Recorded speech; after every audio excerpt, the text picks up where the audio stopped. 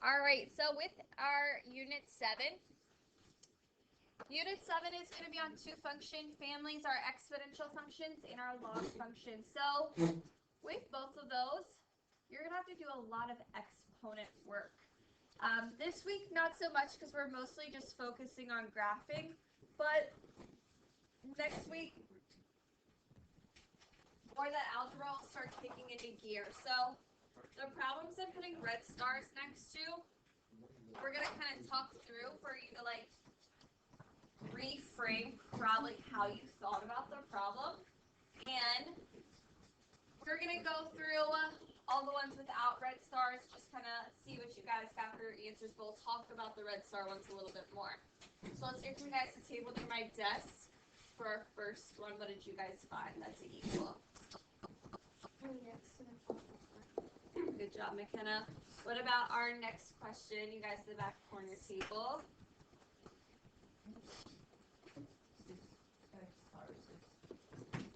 Good work. What about you guys in the middle back table? What would that be equal to?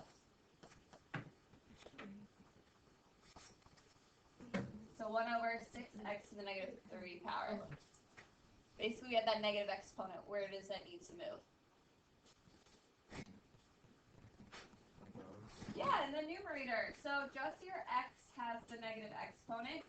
So it would become x to the power 3 over 6. What about you guys in our front middle table? What would that next question be? 32x 12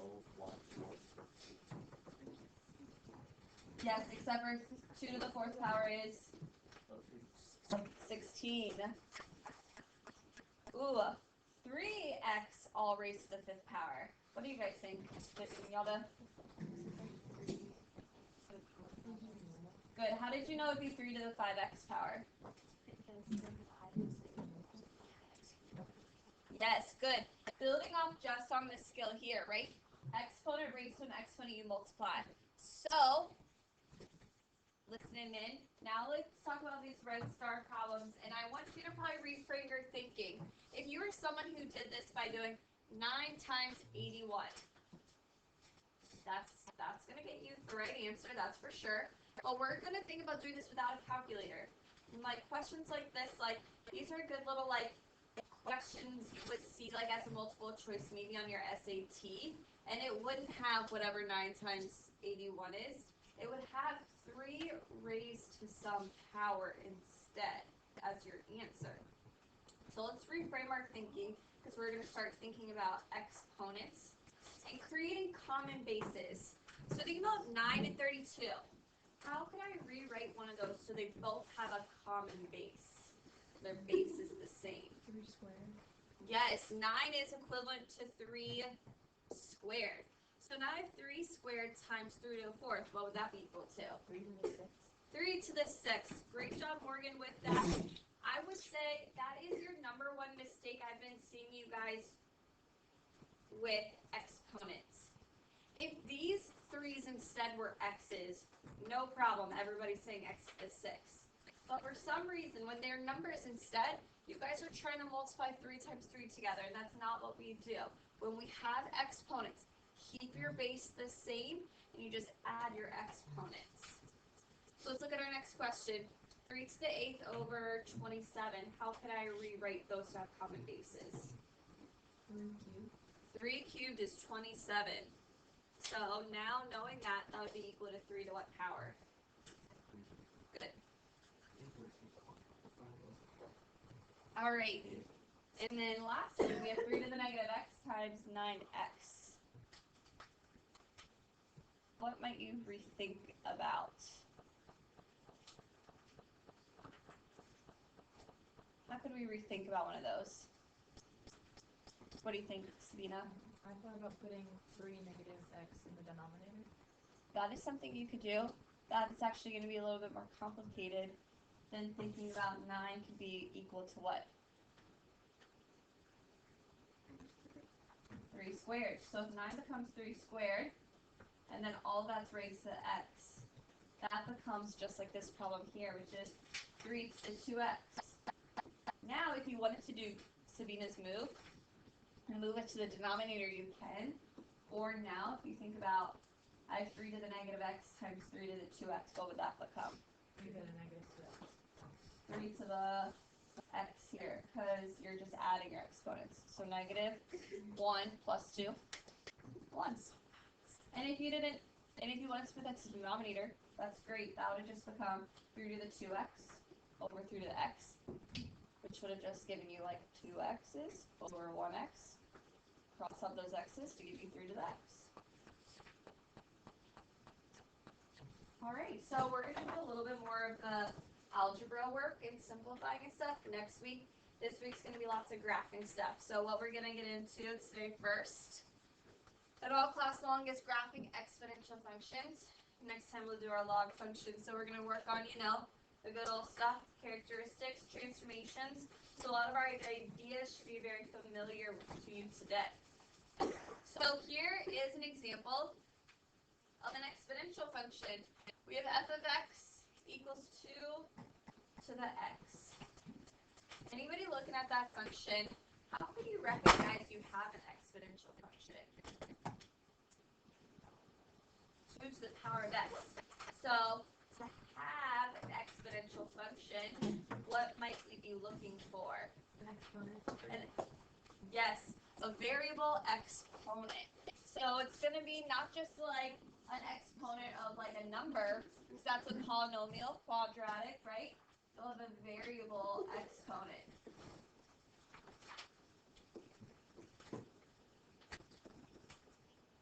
So we're going to create this parent function by inputting some values. So let's just do like negative 1, 0, 1, 2. So inputting those, I'll have 2 to the negative 1. What would 2 to the negative 1 be equivalent to? 1/2. 1/2. Yeah, think about that. Moves to the denominator. So I'll know I have the point negative 1, 1/2. So let's input 0 next. So I'll have 2 to the 0 power. What is 2 to the 0 power equal to? Yes, anything to the 0 power is 1. Alright, let's input 1. I have 2 to the first power, which we know is just. Yep. Lastly, 2 to the second would give us an output of 4. So here's our function, and it's gonna grow exponentially. You've ever heard that phrase before? That is being applied to an exponential function. So what are some characteristics you guys are noticing about the graph? And then just anything and all you see. What do you see? Is it ever going to touch the x-axis? Great question. Is it ever going to touch the x-axis? And our answer is no, which means what do we have along our x-axis? Yes. So we have an asymptote here. You're not touching your x-axis, but you're getting closer and closer and closer to it as you move to negative infinity. What else do you guys see? That's a good thing to notice. Anybody kind of see anything else?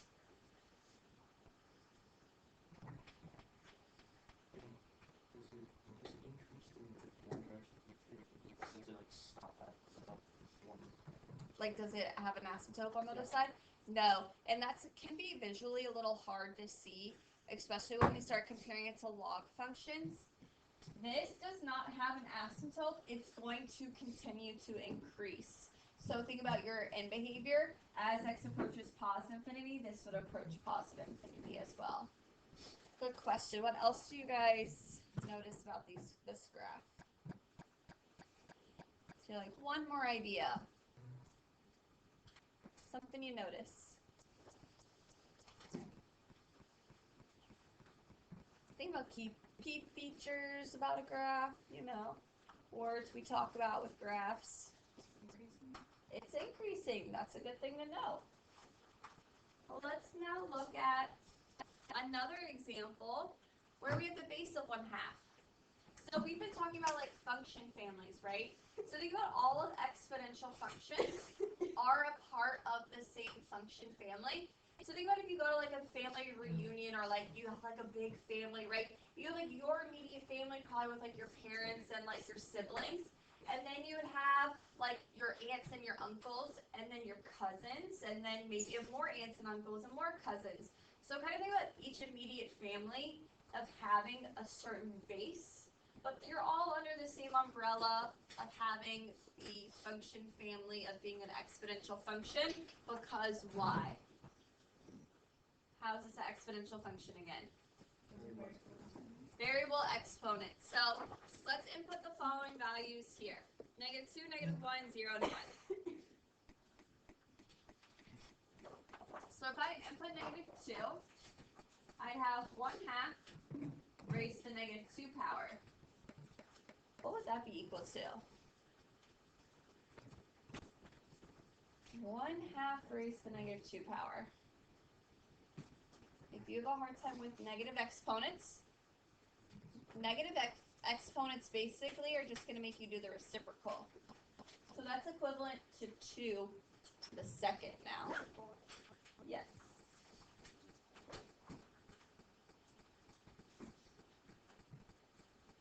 What about 1/2 to the -1 power? That's just doing the reciprocal. Yes, it's just 2. What about 1/2 to the 0? Good. And lastly, 1/2 to the first power we know would just be 1/2.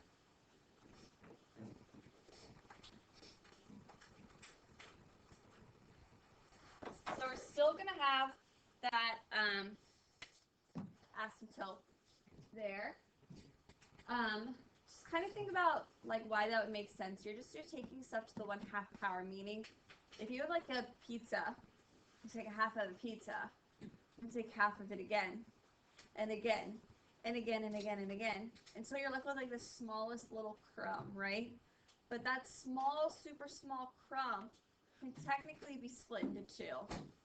And 2 again, and 2 again. So kind of think about, yes, you're going to just keep going on and on and on and on and on as you approach infinity. You're just going to get smaller and smaller, aka closer to 0. So we still have that asymptote at y equals 0. What other characteristics are you noticing about the graph here? It's decreasing this time. Why do you guys think this one is decreasing versus our other example, which was increasing? The base is a fraction. Yeah, our base is smaller than 1. So think about if you had half of something, right? You're getting smaller each time the more you do it. Which brings us to kind of ways you can distinguish based off of your base what type of exponential model it will be. You might either have an exponential growth, or maybe you have exponential decay. Have you guys ever heard in like science of like half-life? Yeah, half-life is an example of exponential decay, right? Your base is 1/2. Exponential growth, you know, we heard that a lot during COVID because it was following like an exponential curve, that exponential model.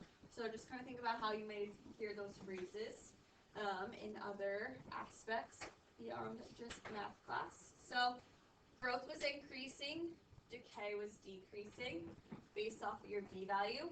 Anybody have any other ways, any other things you're noticing about these two graphs?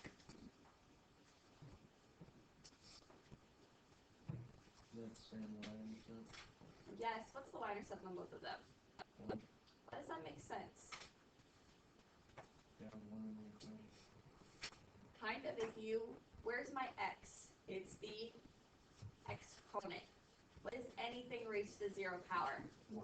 1. So it doesn't matter whatever my base is, if I'm raising it to 0, which is what I mean by input 0, right? That gives me my y-intercept. So that's a good thing to notice, Evan. That y-intercept for both is 1. Anything else, you guys? What about our domain and range? How can we like describe this? What do you see with graph? Oh, for your range? Yeah, so what would your range be from where to where? Your range would be 1 to 0? Right, but 0, 0 to infinity, because you'll be going like up forever. And you're not touching 0. What about your domain? What do you guys think about the domains here? Are the domains same or different? They're the same. What's the domain for both of them? Good job, because I can input any value, right, for an exponent. I can have a negative 500. I can have positive 500 for my exponents. Doesn't matter. Your values for your inputs are not limited. So another type of exponential function that you guys will see a lot of, we'll do a little bit with like this and some application stuff at the end of our unit, and you'll do a lot with it in your math classes after this, whatever math class you choose. You're going to be probably seeing a lot more of E, which is Euler's number.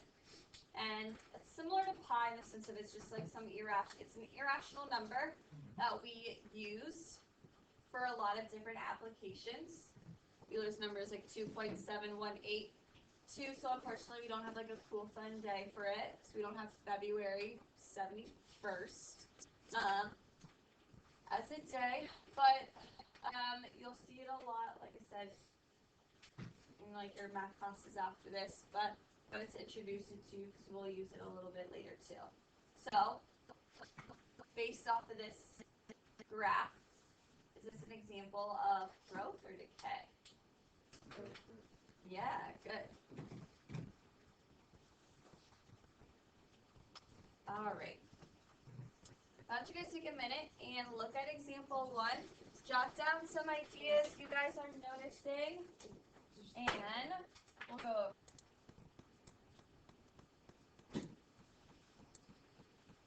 All right. So let's keep going and see what you guys are thinking. So let's hear from you guys near the door. What is our domain?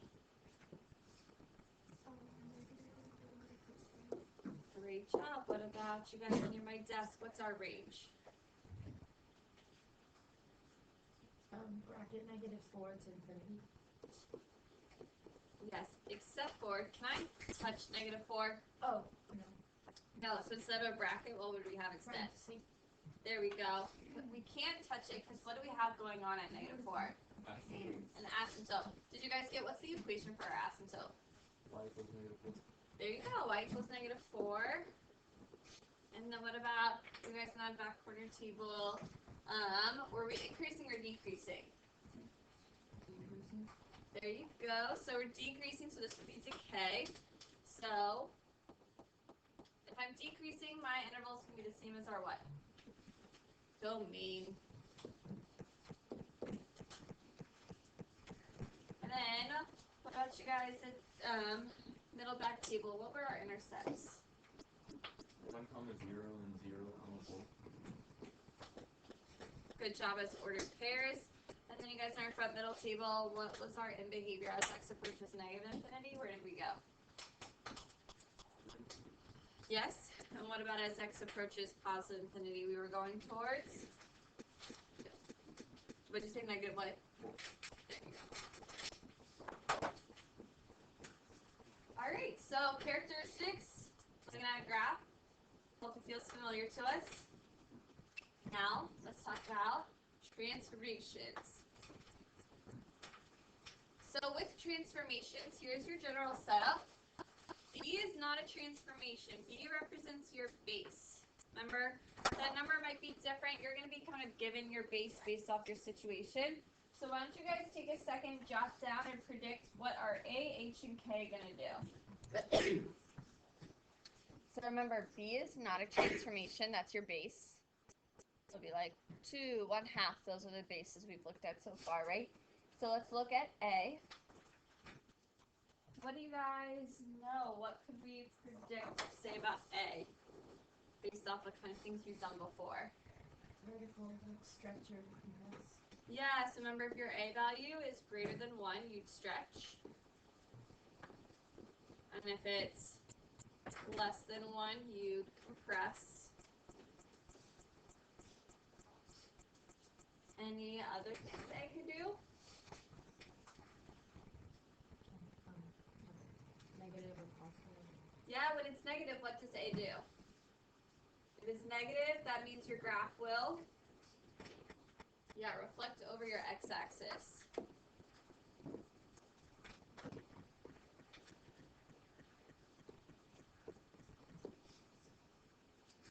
What about your H? How could that shift your graph about? Right or left. So if I have a minus H, what direction is that going to move? Right. What about if I have plus H? You would go left. Lastly, plus K. How would that change our graph? Up and down. So plus K would mean I would go. Minus K would go. There we go.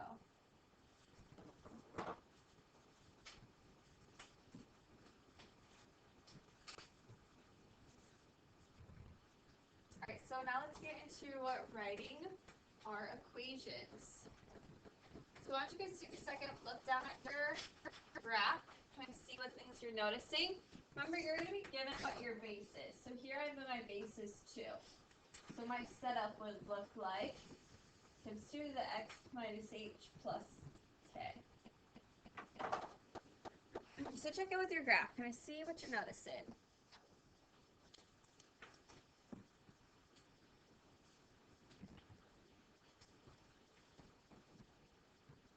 What's a good key feature about this graph that you guys see? The K. What do you notice about the K, Evan? It's what? Decreasing. Oh, did you say the A? Oh, what are we finding right now? That's a good question, right? We're finding the equation, right? So good question. We need to figure out our A, H, and K values.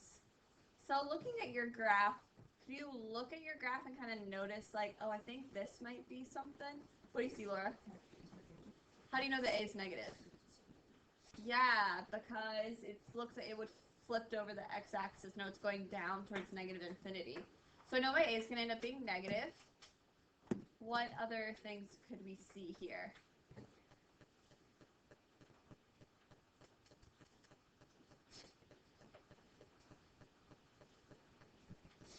Think back to your last unit. When you're in your reciprocal form, what did you look for to see how your graph was shifted? The asymptotes. Where do you guys see your asymptote is here? Does anybody see one? Remember, we have horizontal asymptotes. So where? Yeah, y equals 8. That's our horizontal asymptote. Which means I know which value. The up, which is K. So this will be plus 8 up here.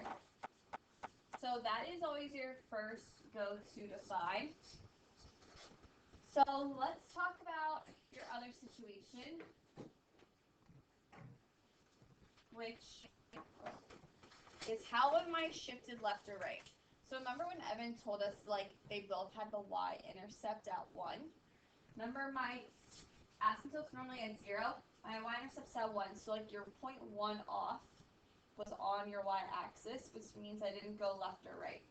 So this is kind of a little tough to see, but go to your asymptote and kind of follow along and look for your good first point that's 1 off your graph, which is right there at -2. which means our graph was shifted what direction? Left 2. So this would be x plus 2. And then we know we're going to have that a value. Laura already told us that it's going to be negative. We have to solve for it. We're not quite sure what value it is for sure. And back to our favorite thing we do every unit. We're solving for that a value. How do we do it? Yes, substitute in a good point. What's a good point we have?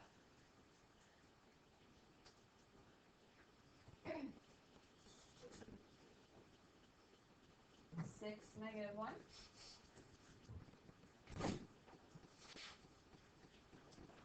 Oh, you mean negative 1, 6? Yeah, we can do negative 1, 6 right here. So, plugging in 6 for our y, and we're solving for a, we'll have 2 raised to negative 2 plus 2 would give you 1 plus 8. So the thing about this value is multiplied by your a. So solving for that, you know you'll end up with negative 2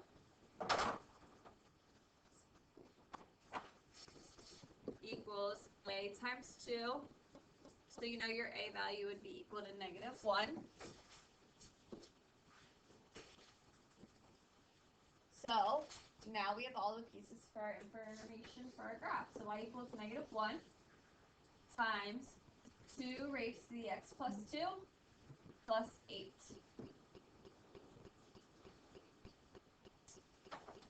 So with exponential functions, when you're creating the equation, it's a little crazy, but you can create more than one equation that will work. And why you can do that is because of your exponent rules. Think about your exponent rules right here. You have 2 to the x plus 2. If you were to break that up, that really means 2 to the x times 2 to the second power. So that would mean you could add your exponents. And you know 2 to the second power is just going to be 4, which is going to change your a value. So basically you can create another equation with no shifting left or right. That's going to just change your a value. So if finding this red point here was a little tricky for you, because you were like, it seems like you just picked a point, then I offer this way, so that way you don't have to worry about shifting left or right. So if I don't worry about shifting left or right, I think about y equals a times 2 raised to the x plus 8. And then I can do the exact same thing we just did before. I solve for a. So I plug in negative 1 and 6 for y. So you'd have 6 equals a times 2 to the negative 1 I know would give me 1/2 plus 8. I multiply both, or I subtract both sides by 8, which would give me negative 2 equals 1/2 times a.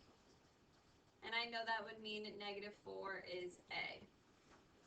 So therefore, another equation you can write would be y equals negative 4 times 2 to the x plus 8. And I would say, good idea to always put your base in parentheses to kind of know that all of that is applied to your exponent too. What questions do you guys have about that? So you might have like an equation that's different than your neighbor, and that's okay, right? They can be equivalent, and that's the funky thing with exponential functions because of our exponent rules.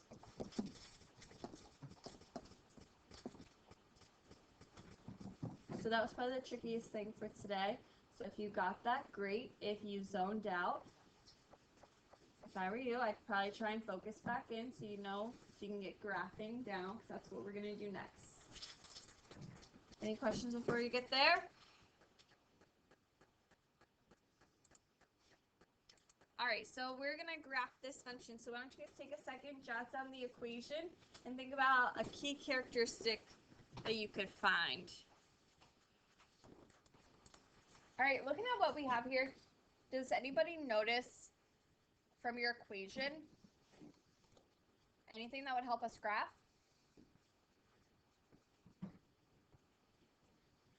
Think about our last unit. What were we always putting down on our graph first? Asymptotes. So what should we probably put down first here? The asymptotes as well. Where is my asymptote going to be located here? How'd you know -4, Yalva? Yes, this is your horizontal asymptote. It's -4 down here. So I'm going to have y equals -4.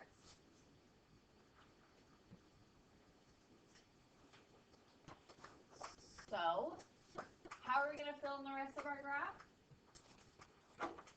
I think the easiest way to do it is just create a table of values to find 3 good points. So looking at your equation, what would be something you definitely would want to input?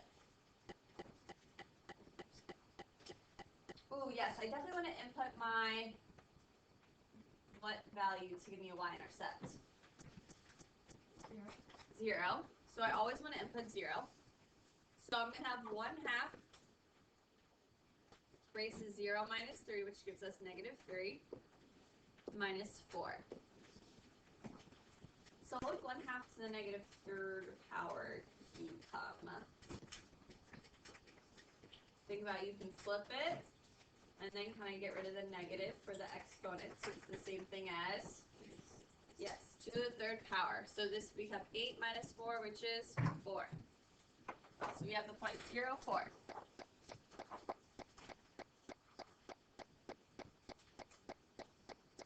What would another good input be?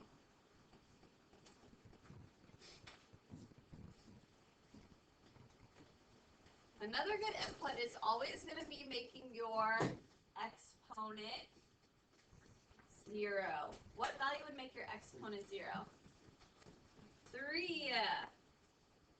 So if I have 1/2 raised to the 0 power minus 4, 1/2 to the 0 power would become 1. 1 minus 4 is, so I have the point 3, -3. And that's giving us that point, like I said from before, that's 1 off your asymptote. Now, let's find one other good value to input.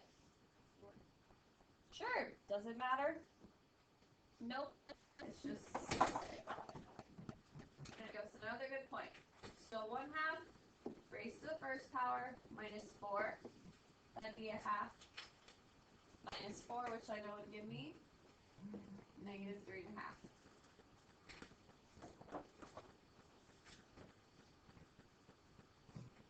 And I have 3 good points, one being my y-intercept. So I'm going to go ahead and draw my graph of going along my asymptote.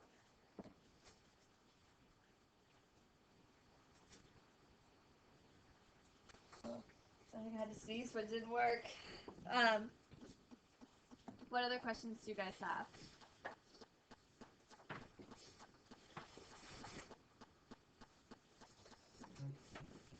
All right, let's look at our last example together. And I'm going to give you guys, like, why don't you guys take 2 minutes, think on your own first with this one. Try and find your asymptote, like we talked about last time first. And then from there, try and find a couple good points. So let's talk first about your horizontal asymptote. Where did you guys notice our horizontal asymptote was located? Y equals 6 from right here. All right, now let's talk about creating a table of values. What did you guys find What was one good input you used? 0. 0. So if I input 0, I have negative 3 times 2 raised to the first power plus 6, and what's our output there? 0. So we have the point 0, 0. What was another good input? What's another good input? We should always think about if my exponent was x plus 1, what should I always probably input? Negative 1. So I have negative 3 times 2 to the 0 plus 6, which gives us what value? What is it? 3. So negative 1, 3.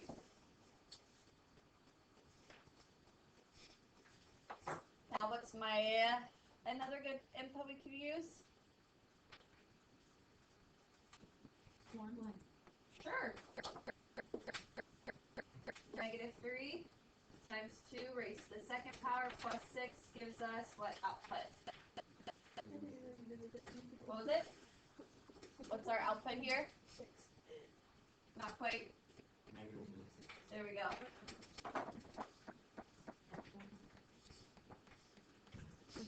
And now, what do I know about this? My a value is negative, so therefore I'm going to be approaching negative infinity and going down.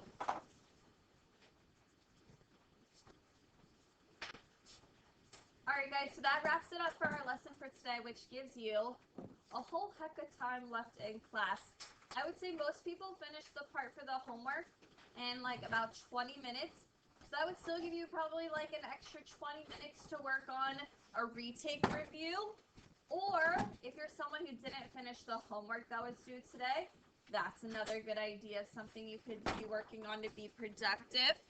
So the questions that you guys are able to complete before next class is 1 through 8 and 14. So if you want to kind of maybe circle those problems or circle the ones you're not doing. And as always, as you're working, if you have questions, let me know.